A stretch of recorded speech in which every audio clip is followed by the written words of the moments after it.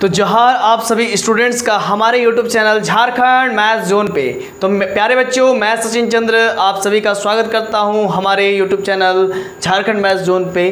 तो आज का जो लेक्चर है वो लेक्चर नंबर 3 है और ये जो चल रहा है सेशन, ये अध्याय 8 चल रहा है और ये क्लास 10th के बच्चों के लिए है, हिंदी मीडियम के बच्चों के लिए हैं, जो लोग हिंदी मीडियम से है। ये चैप्टर नंबर आप देख रहे हैं 8, त्रिकोणमिति का परिचय। उसका मैं उदाहरण बता रहा हूँ। उदाहरण 1 में बता चुका हूँ लेक्चर नंबर 2 में, और उदाहरण जो है कि 3 में बता रहा हूँ लेक्चर नंबर 3 में।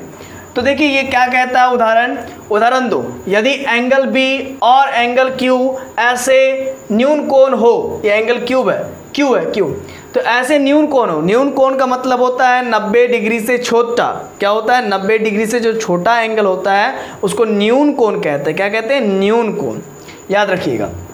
तो देखिए यहाँ पर ये न्यून कोण है, ये एंगल बी न्यून कोण है, एंगल क्यू न्यून कोण है, 90 डिग्री से छोटा है तो न्यून कोण, 90 डिग्री के इक्वल है तो सम कोण, याद रखिएगा। तो न्यून कोण हो जिससे कि साइन बी बराबर साइन क्यू, ये आपको दिखाना होगा। तो अगर sine B equal to sine Q है तो सिद्ध कीजिए एंगल बी और एंगल क्यू आपस में बराबर है। अगर sine B equal to sine Q है तो फिर आपको सिद्ध करना है एंगल बी बराबर एंगल क्यूब, यही चीज सिद्ध करना है। तो देखिए कैसे इसको बनाएंगे हल, चूंकि ये बहुत लंबा होने वाला है इसीलिए हम इसको बोर्ड पे ही लिख दिए ताकि लंबा ना हो। तो हल, आइए हम दो समकोण त्रिभुज ABC और PQR ले। तो इस चीज को सिद्ध करने के लिए हम लोग दो समकोण त्रिभुज लेना पड़ेगा, ABC और PQR ले, जहां साइन बी और साइन क्यू बराबर है। आप देख सकते हैं मैंने ABC लिया और PQR लिया, ठीक है। इसमें से C जो है कि 90 डिग्री बन रहा है, मैं दिखा देता हूँ परपेंडिकुलर, और R जो है कि परपेंडिकुलर बन रहा है। एंगल B और एंगल Q आपस में बराबर है, आप देख सकते हैं। तो इसीलिए साइन B और साइन Q, हालांकि यही चीज़ हम लोग को सिद्ध करना है कि एंगल B और एंगल Q आपस में बराबर होगा। देखिए एंगल B और एंगल Q आपस में बराबर होगा, यही चीज़ सिद्ध करना है। और ये चीज़ आप देखिए साइन B बराबर साइन क्यूब, ये चीज़ दिया हुआ है, ये क्वेश्चन में दिया हुआ है साइन B बराबर साइन क्यूब है, तो सिद्ध कीजिए कि एंगल B बराबर एंगल Q है। तो देखिए साइन B बराबर साइन क्यूब, देखिए आकृति, ठीक है।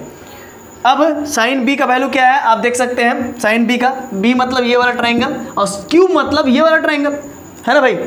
तो साइन B बराबर क्या है, तो परपेंडिकुलर बाई बेस, मैं सही बोल रहा हूँ? नहीं, परपेंडिकुलर बाई हाइपोटेनवस, है ना, याद रखिए, परपेंडिकुलर बाय हाइपोटेनवस साइन थीटा, है ना, परपेंडिकुलर बाय हाइपोटेनवस। परपेंडिकुलर क्या है बी में? परपेंडिकुलर AC, हाइपोटेनस क्या है? AB। देखिए AC अपॉन AB हो गया, ओके। साइन क्यूब बराबर क्या हो गया बाबू? तो परपेंडिकुलर बाय हाइपोटेनस, परपेंडिकुलर क्या हो गया? इसमें देखो साइन क्यूब है तो इस ट्रायंगल में देखेंगे, इस वाले ट्रायंगल में देखेंगे तो साइन क्यूब बराबर परपेंडिकुलर बाय हाइपोटेनस। तो परपेंडिकुलर क्या है उसमें? क्या है? परपेंडिकुलर PR है और हाइपोटेनस क्या है? PQ है। हो गया कंसेप्ट क्लियर। तब AC बाई AB, देखिए AC बाई AB है, ये AC बाई AB और ये PR बाई PQ है, ओके। तो साइन B बराबर साइन क्यूब है, तो साइन B का वैल्यू क्या हो गया? देखो साइन B का वैल्यू क्या हो गया? AC और बाई AB, और साइन क्यूब के जगह पर ये चीज़ लिख देंगे PR बाई PQ, ठीक है। अब जरा देखिए समझिए, अतः ये AC को इसी जगह पर रहने देते हैं, ये PR को, ये देखिए ये PR है ना, ये PR इंटू में है तो इसको डिवाइड में ले आते हैं, मतलब इधर नीचे ले आते हैं। PR को मैं इधर ले आता हूँ और AB को मैं PR के जगह पर ले जाता हूँ, क्रॉस इंटरचेंज कर देते हैं। क्या फ़र्क पड़ता है? कोई फ़र्क पड़ता है ना। तो अगर मैं PR को नीचे ले आता हूँ और AB को मैं ऊपर ले जाता हूँ तो कोई फ़र्क नहीं पड़ेगा, तो AB बाई PQ हो जाएगा और AC बाई PR हो जाएगा। हमको प्रूफ करना है एंगल B बराबर एंगल Q, तो कुछ प्रमेय होता है, उस प्रमेय को लगाएंगे, इसीलिए हम लोग ऐसा कर रहे हैं। हाँ, प्रमेय होता है, कुछ प्रमेय थ्योरम होता है, इसीलिए हम लोग ऐसा लगा रहे हैं। तो AC बाई PR हो गया और AB बाई PQ हो गया, तो ये इक्वल टू क्या हो गया, ठीक है। तो इसको हम लोग मान लेते हैं, मतलब कोई ना कोई तो एक कांस्टेंट वैल्यू आएगा ना बाबू। ये AC कोई ट्रायंगल का मान लीजिए साइड का लंबाई होगा 2 मीटर 4 मीटर, ये भी PR कुछ लंबाई होगा 2 मीटर 4 मीटर, ये भी कुछ लंबाई, ये भी कुछ लंबाई, तो कुछ कांस्टेंट K मान लेते हैं, कुछ तो वैल्यू आएगा इन दोनों का, आपस में बराबर है, जो इसका होगा वही इसका भी होगा, इसका मतलब तो ये K के बराबर आएगा, मान लेते जस्ट एक कांस्टेंट K के बराबर आएगा। तो चलिए पहले आप लोग यहाँ तक उतार लीजिए, फिर आगे मैं बता रहा हूँ। हाँ, ये एंगल बी और एंगल क्यू आपका न्यून कोण होगा, ठीक है। और कुछ प्रॉब्लम, कुछ पूछिए प्रॉब्लम में। ए बी और पी आर को ऊपर नीचे किया ना, हाँ, ये सिर्फ न्यून कोण नहीं होगा, समकोण इस सब में सब नहीं, सब में लग सकता है, ऐसा सिर्फ न्यून कोण में लगेगा ये जरूरी नहीं है, सब में लग सकता है, ठीक है। मतलब इस थ्योरम में हमको क्या दिखाना बाबू समझिए, साइन बी और साइन क्यू आपस में बराबर है, तो हमको दिखाना होगा कि एंगल बी और एंगल क्यू आपस में बराबर है, यानी कि एंगल बी और एंगल क्यू आपस में बराबर है, ये न्यून कोण दोनों जो है कि आपस में बराबर है, यही चीज़ हम लोग को सिद्ध करना है, समझ रहे ना। तो यही है। तो चलिए हम लोग यहाँ तक कर लिए, तो सबसे पहले आप लोग यहाँ तक उतार लीजिए, फिर मैं आगे आपको बताऊँगा। चलिए पहले आप लोग उतारिए यहाँ तक। तो चलिए अब जो है कि हम लोग पाइथागोरस थ्योरम का यहाँ पर अप्लाई करेंगे। अब पाइथागोरस प्रमेय लागू करने पर क्या प्राप्त होगा बाबू, पर हमें ये प्राप्त होगा, देखिए अब पाइथागोरस थ्योरम लगाएंगे, पाइथागोरस प्रमेय लगाएंगे तो हमें ये प्राप्त होता है। बी सी बराबर क्या है, देखिए तो जरा, बी है और ये है आपका सी, ठीक है ना, बी सी। तो आपको ये बात मालूम है, यहाँ पर मैं लिख देता हूँ अलग चौक लगा करके, H square equal to P square plus B square, ये मालूम है कि नहीं बाबू, जल्दी बताओ, मालूम है ना। अब हमको यहाँ पर क्या है, ये बी सी बेस है, बेस है ना, आधार है ना। तो देखिए बच्चों, H square minus P square करेंगे तो इक्वल टू बी स्क्वायर होगा कि नहीं होगा, जल्दी बताइए, होगा ना, होगा ना। मतलब देखिए ध्यान दीजिए, फिर से समझिए, H square equal to P square plus B square होता है। अगर हमको बेस चाहिए, ये बेस चाहिए, तो बेस मतलब बी सी चाहिए, तो बी सी बराबर मतलब कि बेस बी सी हो गया, बी, तो B H square minus B square equal to B square हो जाएगा। तो यानी कि अगर मैं ऐसा लिखूं, बी स्क्वायर इक्वल टू ये H square minus P square हो गया, ये B square equal to H square minus P square हो गया बच्चा। तो अब जरा देखिए बच्चा, बी स्क्वायर इक्वल टू ये स्क्वायर है तो इधर आएगा रूट में, H square minus P square होगा कि नहीं होगा। अब बेस कितना बाबू है ना, देखो ये स्क्वायर तो हट जाएगा, इधर रूट आ गया है ना।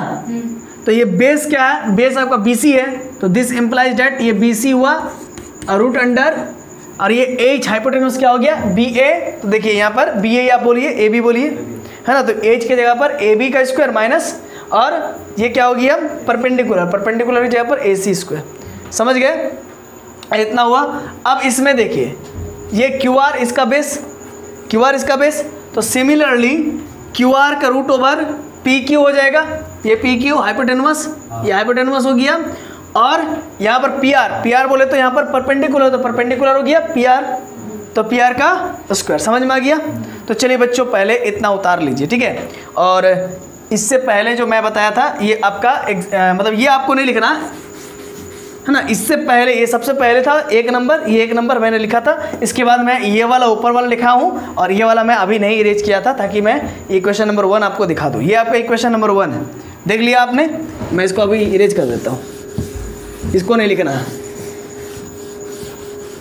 सबसे पहले आप इसको उतारिए, तब तक आप सभी का वेट करते हैं। तो चलिए बच्चों आगे देखते हैं।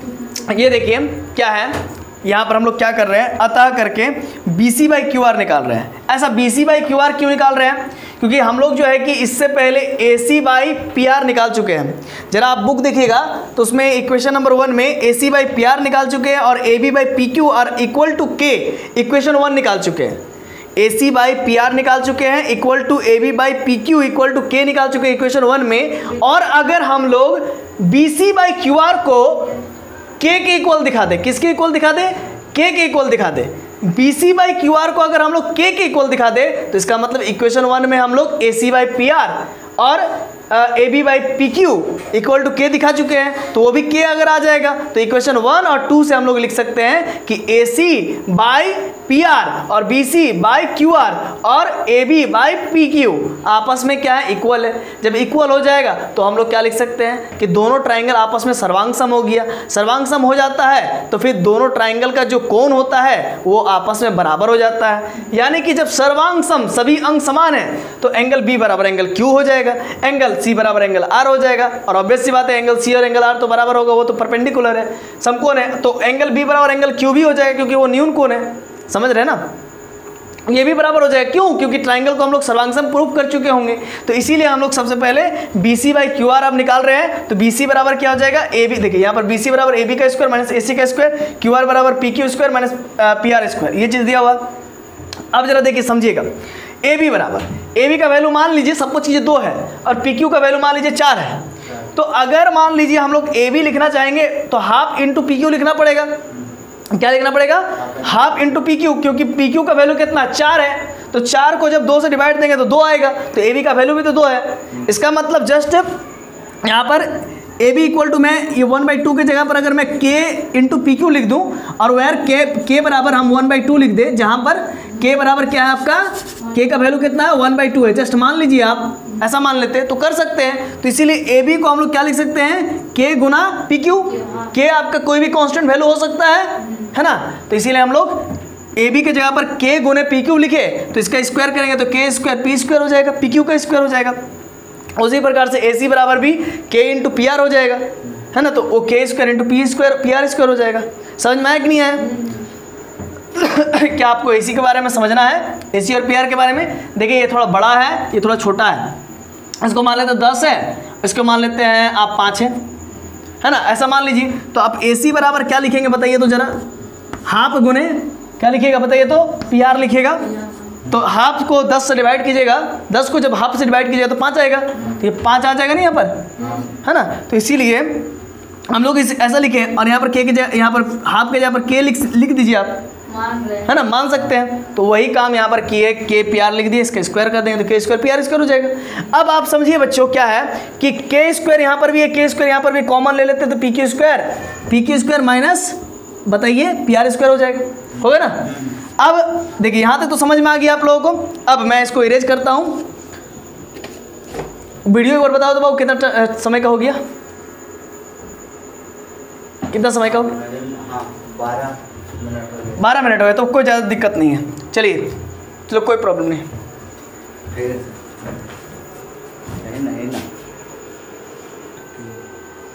तो बच्चों चलिए हम लोग देखते हैं आगे क्या हो रहा है।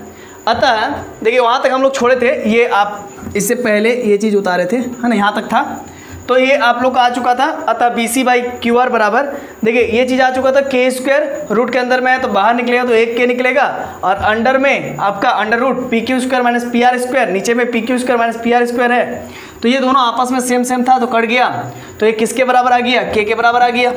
और इक्वेशन 1 में आप गौर से देखिए, आप पाइएगा क्या कि AC बाई PR और AC बाई PR और AB बाई PQ, ये किसके इक्वल था आपका बताइए तो, BC इक्वेशन 1 के इक्वल था, है ना, ये K के इक्वल था तो इक्वेशन 1 माने हुए थे। AC बाई PR और AB बाई PQ किसके इक्वल था, K के इक्वल था। आप इक्वेशन 1 नंबर देखिए, वो K के इक्वल था। देखिए AC बाई PR और AB बाई PQ वो K के इक्वल है, इक्वेशन नंबर 1, है ना। और अभी हम लोग BC बाई QR क्या निकाल दिए, K के इक्वल, तो ये तीनों का तीनों आपस में किसके इक्वल हो गया, K के इक्वल हो गया, लिख सकते हैं ना। तो फ्रॉम इक्वेशन 1 और इसको इक्वेशन आप 2 मान लीजिए, फ्रॉम इक्वेशन 1 एंड 2 से प्राप्त होता है कि AC बाई PR और AB by PQ equal to BC by QR, K के इक्वल हो गया। तो तब जब ये तीनों का तीनों क्रॉसपोंडिंग साइड, आप देखिए AC किसके बराबर हो गया, PR के, मतलब AC बाई PR हो गया और AB बाई PQ हो गया और BC बाई QR हो गया। तो संगत भुजाएं क्या हो गई, नहीं संगत भुजाएं क्या हो गई, ये रेशियो में हो गई, रेशियो में अनुपात में हो गई, ठीक है। तो संगत भुजा के जब रेशियो या फिर हम लोग कह सकते हैं अनुपात जब आपस में क्या होते हैं, बराबर होते हैं, संगत भुजा का जब अनुपात आपस में संगत भुजा, मतलब कि किसी भी त्रिभुज के संगत भुजाओं का, किसी भी त्रिभुज में संगत भुजाओं का अगर अनुपात समान हो जाए, इक्वल हो जाए, कोई एक कांस्टेंट K के इक्वल, तो उस केस में हम लोग पर में 6.4 लगाते हैं, 6.4, जो कि आपने क्लास 9th में पढ़ा था, है ना, सर्वांग सम का, है ना। तब उसके प्रमेय से, उस थ्योरम के यूज से, 6.4 के प्रयोग से हम लोग तब लिखेंगे कि ट्राइंगल ACB ट्राइंगल PQR के सर्वांग सम हो गया। ये सर्वांग सम का क्या होता है, साइन होता है, ये सर्वांगसम, ये समरूप कहते हैं, इसको क्या कहते हैं, समरूप का साइन है, ये समरूप का, ठीक है।